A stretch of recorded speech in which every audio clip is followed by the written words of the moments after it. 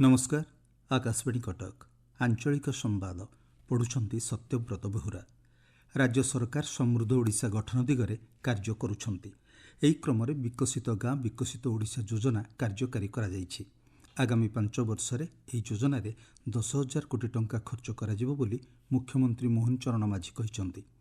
भुवनेश्वर जयदेव भवन में गतकाली महान जननायक विजु पट्टनायक राज्यस्तरीय जयंती समारोह में जोगदे मुख्यमंत्री कहिसंती उत्कर्ष ओडिशा कनक्लेव रे 17 लाख कोटी टंकार पुंजीनिवेश प्रस्ताव मिली। आगामी दिन में राज्य को शिल्प समृद्ध करने प्रत्येक जिले में शिल्प प्रतिष्ठा कराजिबो बोली मुख्यमंत्री कहिसंती। पुरी श्रीमंदिर रत्नभंडार चाबी हजिबा प्रसंगर जांच पर गठित जस्टिस रघुवीर दास कमिशन को रिपोर्ट कैबिनेट बैठक में उपस्थापन कराजिबो। एने राज्य सरकार पक्षर सत्यपाठ जरिया हाईकोर्ट को अवगत करा जायछि। ए संक्रांत आगत मामलार कार्यकारी मुख्य विचारपति जस्टिस अरिंदम सिन्हा और जस्टिस मृगांक शेखर साहू खंडपीठ शुणाणी करिसेंती। आसंता 12 तारिख में मामलार परवर्ती शुणाणी कराजिबो। राज्य विधानसभार द्वितीय पर्याय बजेट अधिवेशन आसंता काली ठारू आरंभ होई एप्रिल 5 तारिख पर्यंत चलिबो। एही अधिवेशन काल में खर्च दाबी आलोचना सहित व्यय मंजूरी विधेयक पारित हेबो। सूचना अनुसार सप्तदश विधानसभार प्रथम पर्याय अधिवेशन गत फेब्रुआरी 13 रु 21 तारिख पर्यंत चलिथिला। एथिरे सरकार 2025-26 आर्थिक वर्ष पर 2,90,000 कोटी टंकार बजेट उपस्थापन करथिले। भुवनेश्वर आज सुभद्रा योजनार प्रथम किस्तिर पंचम पर्याय सहायता राशि प्रदान कराजिबो। एही पर्याय 2,30,000 अधिक नूतन हिताधिकारी 115 कोटी ऊर्ध्व टंकार आर्थिक सहायता प्रदान कराजिबो।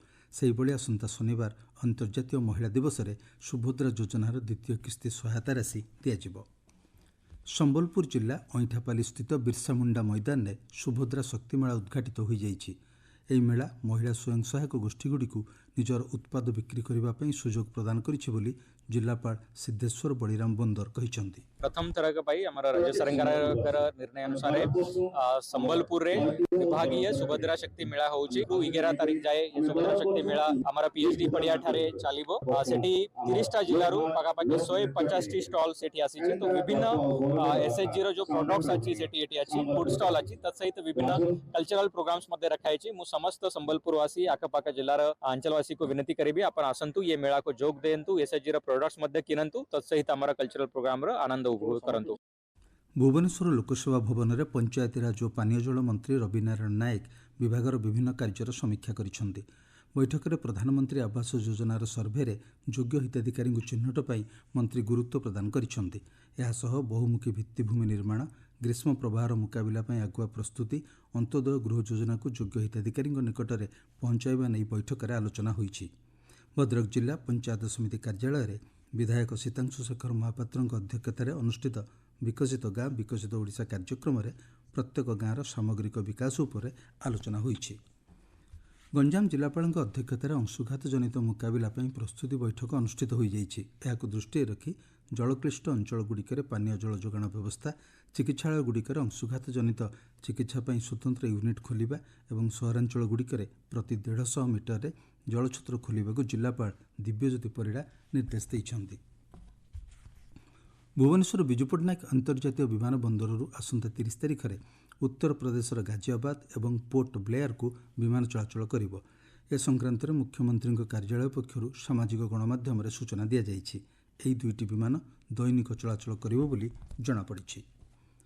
गंजाम छत्रपुर तालुक आईन सेवा कमिटी पक्षरु आसंता शनिवार दिन छत्रपुर कोर्ट परिसर में चलित वर्षर प्रथम राष्ट्रीय लोक अदालत अनुष्ठित हेबो। लोकमानंकु ए संपर्क में जणाइबा पई एक सचेतनता रथर शुभारंभ होईछि।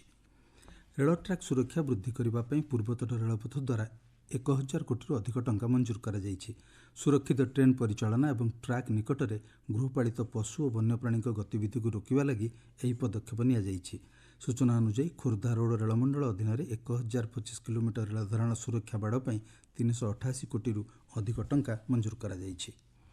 पाणीपाग राज्य में तापमात्रा वृद्धि पाइबार लगी। गतकाली बौद्ध जिले में दिन सर्वोच्च तापमात्रा 38.8 डिग्री सेल्सियस रेकर्ड करा जायछि। आसंता 3 दिन मध्य दिन तापमात्रा 2 ରୁ 3 डिग्री सेल्सियस वृद्धि पाइबार संभावना थिबा भुवनेश्वर आंचलिक पाणीपाग विज्ञान केन्द्र पक्षरु आकलन करा जायछि।